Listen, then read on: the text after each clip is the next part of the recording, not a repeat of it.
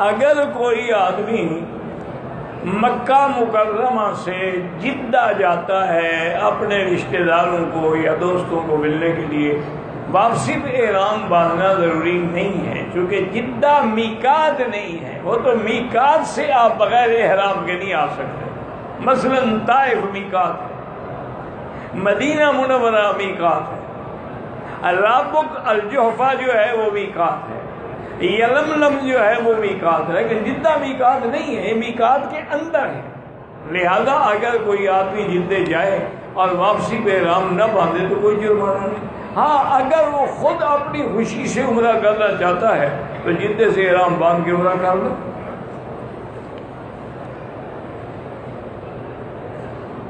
ہاں اگر کوئی آدمی طائف جاتا ہے تو طائف جو ہے وہ میقات ہے،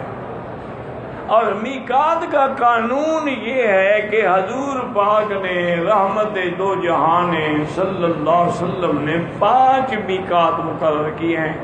آپ نے وقت 5 مواقع، ایک میقات ذی الحلیفہ ہے مدینہ منورہ، ایک میقات جو ہے وہ قرن المنازل ہے، ایک میقات جو ہے وہ اپنا یلملم ہے، اسی طرح ایک میقات جو ہے اب آپ جاتے ہیں نا طائف تو راستے میں وادی سید ہے تو وہاں یہ میقات ہے۔ تو یہ 5 میقات ایسے ہیں کہ جن سے حضور نے حکم دیا کوئی آدمی بغیر احرام کے نہ گزرے۔ تو اب اگر کوئی آدمی طائف جاتا ہے تو واپسی پہ اس کے لیے احرام باندھنا ضروری ہے، احرام باندھے عمرہ کرے، ورنہ اس کو دم بھی دینی پڑے گی اور پھر عمرہ بھی کرنا پڑے گا۔ اب اس میں کچھ ائمہ کا اختلاف ہے، وہ بھی اچھی طرح سمجھ لیں۔ مثلا امام احمد بن حنبل رحمۃ اللہ علیہ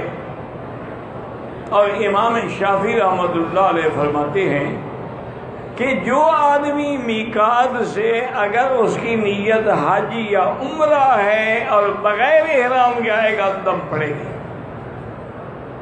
لیکن اگر اس کی نیت نہ حج ہے نہ عمرہ ہے، محض کسی رشتہ داروں کو ملنے گیا تھا یا سیر کرنے گیا تھا یا نوکری تھی یا ڈیوٹی تھی چلا گیا تھا، وہ کہتے ہیں اگر اس نے عمرہ نہیں کیا تو اس پہ دم نہیں ہو،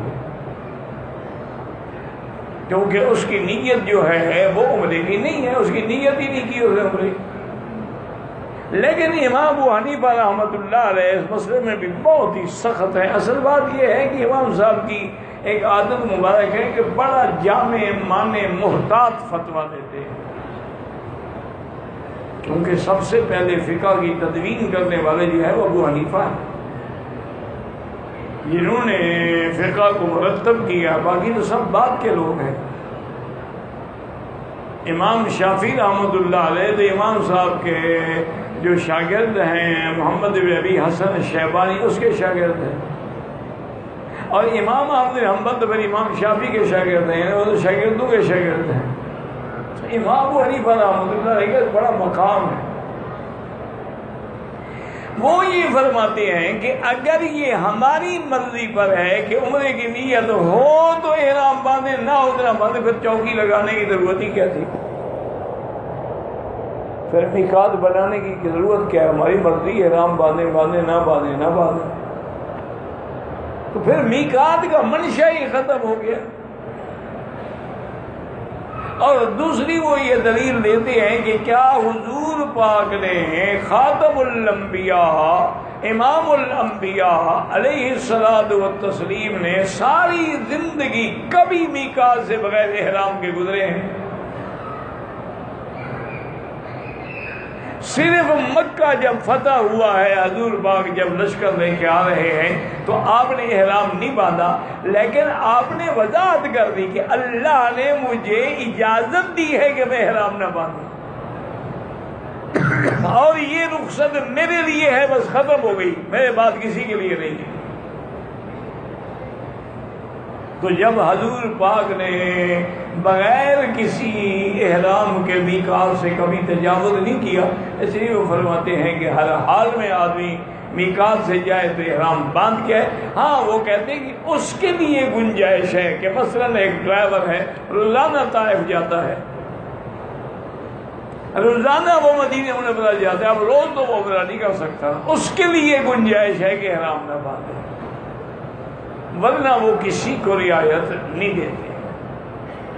اچھا اب آپ ٹھنڈے دل سے, اللہ پاک آپ کو بھی مجھے بھی تعصب سے اور بغض سے بچائے, ٹھنڈے دل سے سوچیں کہ قیامت والے دن ایک مجتہد کا اجتہاد ہے کہ باندھے باندھے نہ باندھے نہ باندھے, ایک کا ہے کہ لازم باندھے, لیکن قیامت میں تو ایک ہی سچا ہوگا نا, اللہ کے ہاتھ میں جب فیصلہ ہوگا تو پھر ایک کا ہوگا نا. اچھا اگر قیامت میں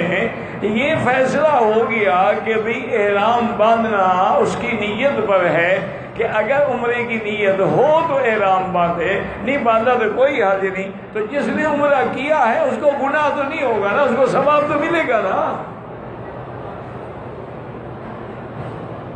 لیکن جس نے, اگر اللہ کے ہاں یہی فیصلہ ہوا کہ احرام باندھنا ضروری تھا, تو اب جس نے نہیں کیا وہ کیا کرے گا؟ اس لیے میں نے آپ کو عرض کیا ہے نا کہ فرقہ حنفی میں بڑی جامعیت ہے, یعنی ایسا فتویٰ دیتے ہیں کہ چلو بھائی ٹھیک ہے, قیامت میں یہی فیصلہ ہو گیا کہ امام شافعی کا قول سچا ہے تو امام صاحب کے احرام باندھنے کا گناہ تو نہیں ہوگا. اچھا پھر چاروں امام بھی یہ کہتے ہیں کہ میقات سے بغیر احرام کے نہ گزرے, افضل یہی ہے, ان کے نزدیک بھی افضل یہی ہے کہ احرام باندھے. تاکہ اصل بات کیا ہے کہ اللہ نے ایک نظام رکھا ہے اس گھر کی عظمت کو ظاہر کرنے کے لیے کہ پاگلوں کی طرح نہ بھاگتے ہوئے آ جاؤ, نہیں احرام باندھو, چادریں باندھو, لبیک پڑھو, اب ادب سے چلو, اب سوچ رہا ہوں کہ میں اس دربار میں جا رہا ہوں, تاکہ اس کی عظمت جو ہے وہ تمہارے سینے میں پہلے سے بیٹھ جائے. تو بہرحال یہ ہے کہ بہتر یہی ہے, سب کے نزدیک طائف جاؤ تو واپسی پہ عمرہ کرو.